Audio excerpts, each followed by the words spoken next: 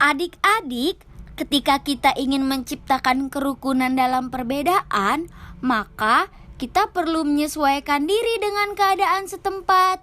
Ternyata selain kita, hewan dan tumbuhan juga menyesuaikan diri loh dengan lingkungannya. Lalu, bagaimana ya cara hewan menyesuaikan diri dengan lingkungannya? Dan bagaimana cara tumbuhan menyesuaikan diri dengan lingkungannya? Mau tahu? Yuk simak materi pembelajaran kali ini.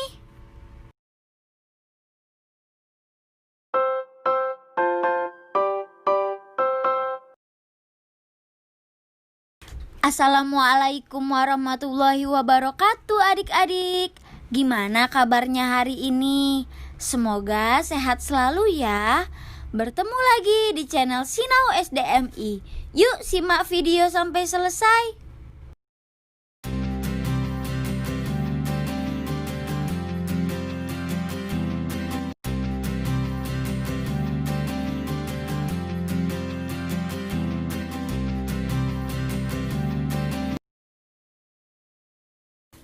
Adik-adik, kakak mau tanya nih, apa yang kamu ketahui tentang adaptasi?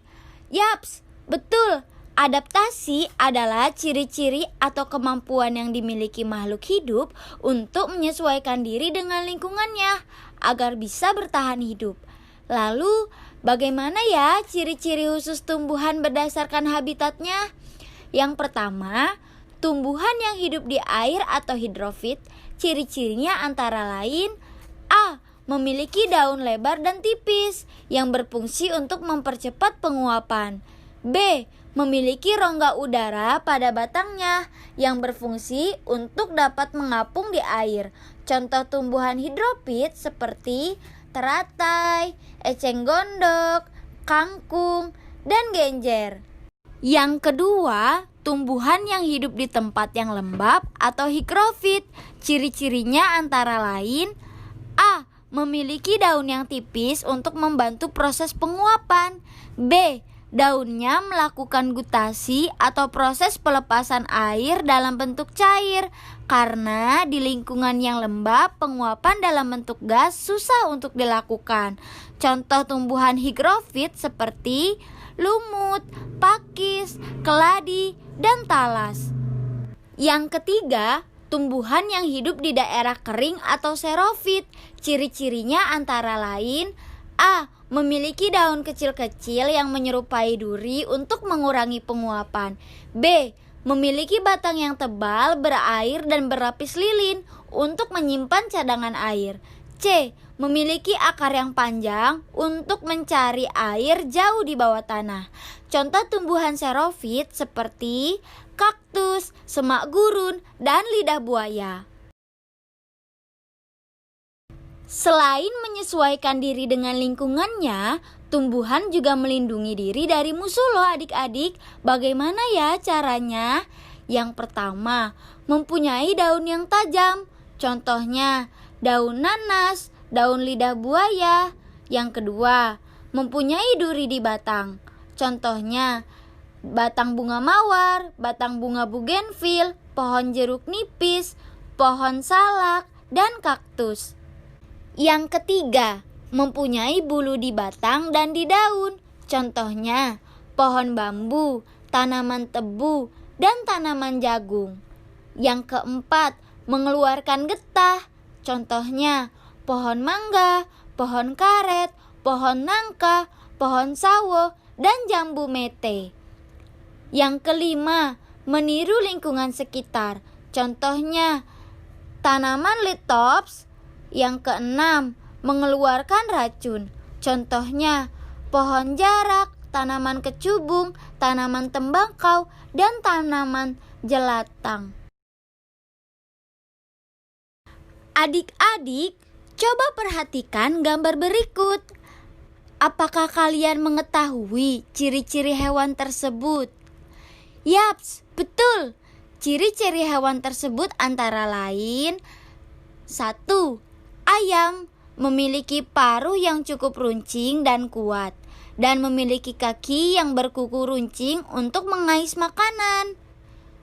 2. Bebek memiliki paruh yang agak panjang dan lebar pada ujungnya untuk mencari makanan, memiliki kaki yang berselaput untuk berenang, dan memiliki bulu yang dilapisi oleh minyak sehingga tidak basah jika terkena air. 3. Ikan memiliki insang sebagai alat pernapasan. 4. Cecak memiliki perekat pada telapak kakinya. Ciri-ciri hewan tersebut merupakan bentuk penyesuaian diri terhadap lingkungannya, tempat tinggalnya atau habitatnya loh adik-adik.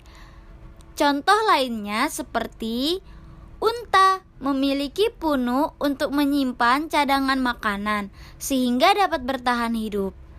Kelelawar yang dapat melakukan ekolokasi, yaitu kemampuan menggunakan suara untuk mengetahui letak tempat, makanan, dan mencari jalan. Dan beruang kutub yang memiliki bulu dan lapisan lemak yang sangat tebal agar dapat bertahan hidup dalam keadaan sedingin apapun. Adik-adik, ayo kita baca teks berikut. Bagaimana cara hiena mempertahankan diri dan wilayahnya? Ada yang tahu? Yaps, betul. Dengan cara memanggil rekan mereka dan mengusir hewan lain yang masuk ke wilayahnya dengan cara bergerombol. Lalu, bagaimana cara hewan lain beradaptasi? Yang pertama, kamuflase, yaitu cara menyesuaikan diri dengan kondisi tempat yang sesuai dengan tubuhnya. Misalnya, belalang daun dan belalang sembah. Yang kedua, mimikri, yaitu menyesuaikan diri dengan mengubah warna kulitnya sesuai dengan tempat berada. Contohnya, bunglon. Yang ketiga, autotomi, yaitu cara melindungi diri dengan melepas bagian tubuh. Contohnya, cecak dan kadal. Yang keempat, menggulungkan diri. Contohnya, terenggiling dan lipan. Adik-adik, ayo perhatikan gambar hewan berikut ini. Ada yang tahu bagaimana hewan tersebut menyesuaikan diri? Yaps, betul. Cumi-cumi menyesuaikan diri dengan cara mengeluarkan cairan hitam pekat. Walang sangit menyesuaikan diri dengan cara mengeluarkan bau menyengat. Sedangkan siput melindungi diri dengan cara masuk ke dalam cangkangnya.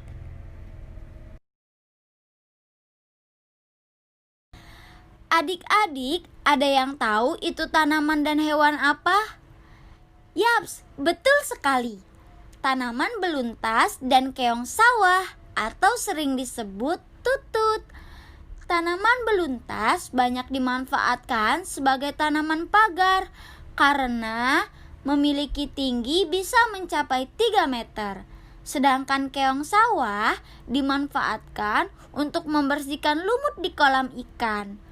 Manfaat tanaman beluntas dan keong sawah merupakan salah satu manfaat hewan dan tumbuhan bagi manusia dan lingkungannya.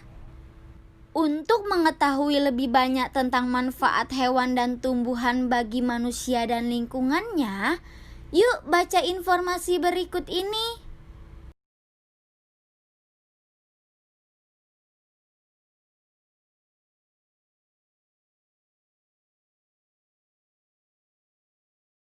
Adik-adik, kita bisa loh mengajak orang lain untuk melestarikan tumbuhan dan hewan dengan menggunakan poster. Contohnya seperti ini.